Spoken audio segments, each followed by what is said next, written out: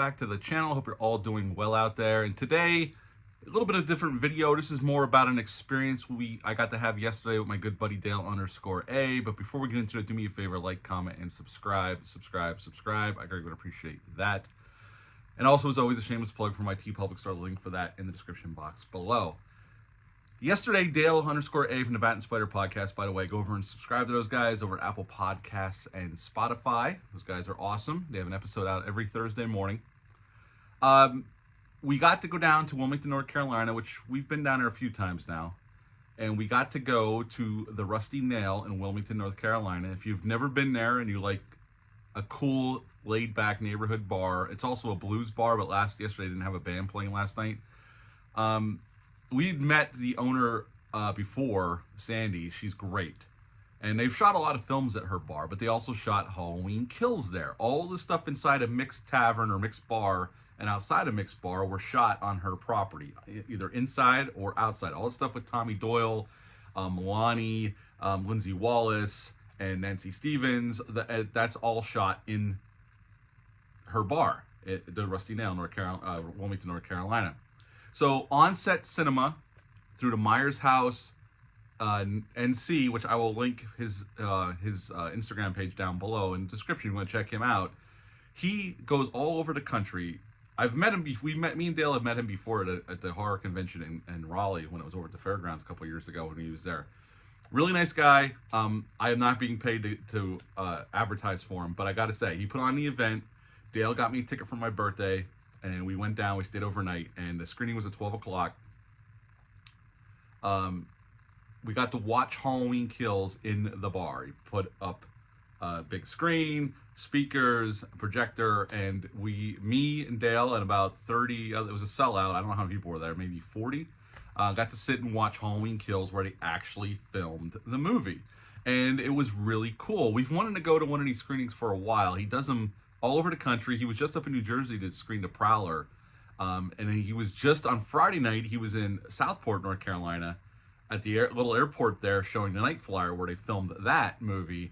And then yesterday, after the Halloween Kill screening, he was going to the Meeks house from Scream 5, which I just did a video on not too long ago. And they screened Scream 5 inside the living room where you see the Meeks family living room where Melissa Barrera's character and Dewey shows up and they're having a conversation about the rules of a requel. They showed that. And I know he's going, you can check out Myers House NC, his website's linked there and it tells you everywhere he's going to be. I can't recommend the experience enough. If you're a movie, especially a horror geek like me, it was so fun. And I've been in the Rusty Nail before, twice before actually. We went in there to have a few beers before and I had taken photos and a video of that location. I'm going to put video or photos right here throughout this video so you can see the inside of the bar if you never saw any of those other videos I did.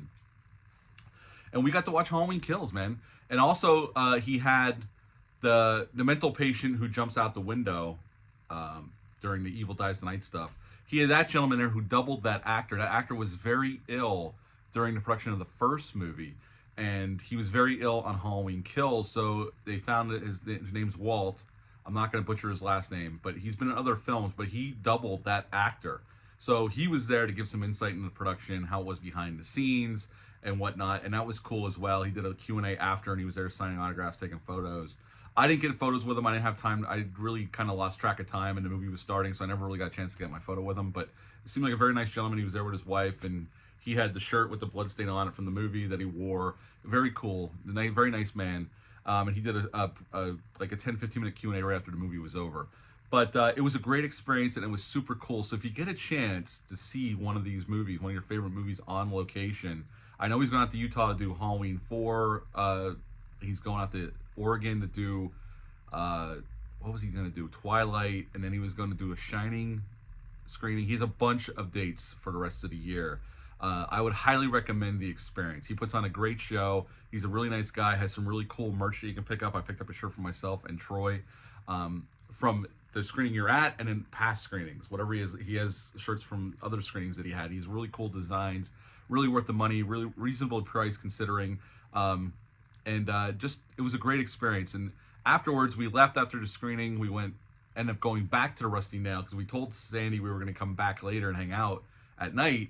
And the last night was one of the nights she wasn't going to have a band, so it was just kind of us and some other people in there just drinking beer and talking to Sandy. She was telling us stories about other productions that shot at her bar, and how, you know, how smoothly the productions go, especially certain productions go smoother than others. But if you ever get a chance to visit the Rusty Nail, Sandy is a sweetheart. She's owned the bar for 26 years. Other bartender, Leslie, was a sweetheart. She was very nice, very talkative, and Sandy is more than willing to sit and tell you anything you want to know about the shooting of Halloween Kills or any other movie that shot at her bar. So if you ever get a chance to stop in Wilmington, North Carolina, I highly recommend the Rusty Nail. It's a very cool, laid-back neighborhood bar. And the people are great. But the on-set cinema stuff, like I said, Michael Myers House NC. Check out I'll link his Instagram page below. It was super fun. It was really cool to do. And I'm looking forward to doing more. I would love to do, I can't do it, it's already sold out, but he's doing a screening for I Know What You Did Last Summer where they shot the Shivers department store in Burgok, North Carolina. He's actually showing the movie on the 4th of July inside that where they shot the department store. So he does a lot of cool screenings. Check it out. If you get a chance to check out one of these screenings, I highly recommend it. It's a fun time with like-minded folks. Everybody was super friendly. Everybody was there excited to watch Halloween Kills.